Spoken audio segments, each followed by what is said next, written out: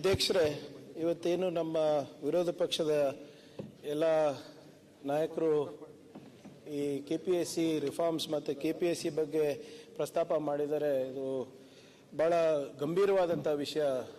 ಸಭಾಧ್ಯಕ್ಷರೇ, ನಮ್ಮ ಸರ್ಕಾರದಲ್ಲಿ ಯಾವಾಗ ಇದು ಗಮನಕ್ಕೆ ಬಂದಾಗ ನಾನೇ ಇದ್ರ ಬಗ್ಗೆ ಹೆಚ್ಚು ಮುತುವರ್ಜಿ ವಹಿಸಿ ಕಾಳಜಿ ವಹಿಸಿ KPSC ಮತ್ತು KEA ಇವರು ಇಬ್ಬರಿಗೂ ಕೂಡ ಜಂಟಿಯಾಗಿ ಮಾನ್ಯ ಮುಖ್ಯಮಂತ್ರಿಗಳ ಜೊತೆ 2 ಸರಿ ಸಭೆ ಮಾಡಿಸಿದ್ವಿ. ನೀವು ಟ್ರಾನ್ಸ್ಲೇಷನ್ ಅಂತ ಹೇಳ್ತಾ ಇದ್ರಲ್ಲ ಸರ್, ಅದು ಏನಾಗಿದೆ ಅಂದರೆ ಹೈಕೋರ್ಟಿಂದ ಒಂದು ಆರ್ಡರ್ ಆಗಿಬಿಟ್ಟಿದೆ ಅಧ್ಯಕ್ಷರೇ. ಹಿಂದೆ ಇದೇ ಅನುವಾದನೆಯಲ್ಲಿ ಸ್ವಲ್ಪ ಲೋಪ ಆದಾಗ ಅವಾಗ ಹೈಕೋರ್ಟ್ ಒಂದು ಆದೇಶ ಪಾಸ್ ಮಾಡಿದ್ದೇನಪ್ಪ ಅಂದರೆ ಕರ್ನಾಟಕ ಕೇಡ್ರಿಂದ ಅಧಿಕಾರಿಗಳು ಇರಬಾರ್ದು, ಇದಕ್ಕೆ ಕಾಂಪ್ರಮೈಸ್ ಆಗ್ಬಿಡ್ತಾರೆ ಅಂದ್ಬಿಟ್ಟು ಅದಕ್ಕೆ ಹೊರಗಿನ ಕೇಡ್ರ ಅಧಿಕಾರಿಗಳಿಗೆ ಇದರ ಅಧ್ಯಕ್ಷೆ ಮಾಡ್ತಾ ಇದ್ದಾರೆ.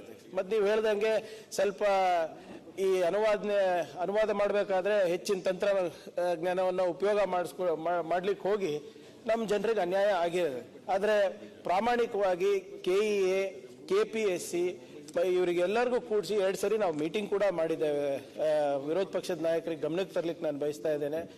ಮತ್ತೆ ಯತ್ನಾಳ್ ಸಾಹೇಬ್ರು ಹೇಳ್ದಂಗೆ ಅದು ನಮ್ಮೆಲ್ಲರ ಜವಾಬ್ದಾರಿ ಆಗ್ತಾ ಇದೆ ಅಧ್ಯಕ್ಷರೇ. ಅವ್ರ ಕೆಲವು ಸ್ಟೂಡೆಂಟ್ಸ್ ನೋವು ಕೇಳಿದ್ರೆ ನಿಜವಾಗ್ಲೂ ಕಣ್ಣಲ್ಲಿ ನೀರು ಬರ್ತದೆ. ಅವ್ರು ಒಂದು ವಾಟ್ಸ್ಆ್ಯಪ್, ನೀವು ಹೇಳಿದ್ರಲ್ಲ ಸರ್ ದಾಸೋಹ ಅಂತ, ಒಂದು ವಾಟ್ಸ್ಆ್ಯಪ್ ಗ್ರೂಪ್ ಮಾಡ್ಕೊಂಡಿದ್ದಾರೆ ಅಧ್ಯಕ್ಷರೇ.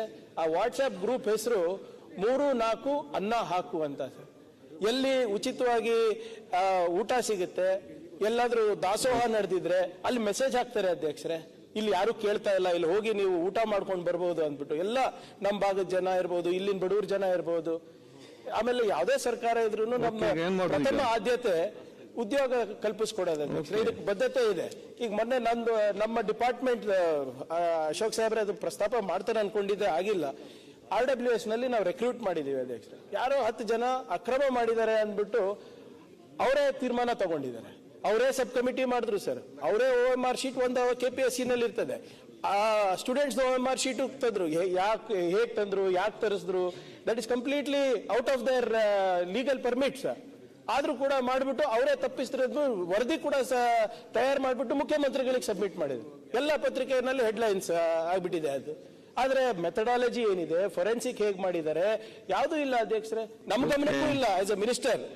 ಸೊ ಇದನ್ನ ನೀವು ಇವತ್ತೇನು ವಿರೋಧ ಪಕ್ಷದ ನಾಯಕರಿರ್ಬೋದು, ಎಲ್ಲ ನಮ್ಮ ವಿರೋಧ ಪಕ್ಷದ ಸದಸ್ಯರಿರ್ಬೋದು, ಇವತ್ತು ಬಹಳ ಪ್ರಸ್ತುತವಾಗಿದೆ.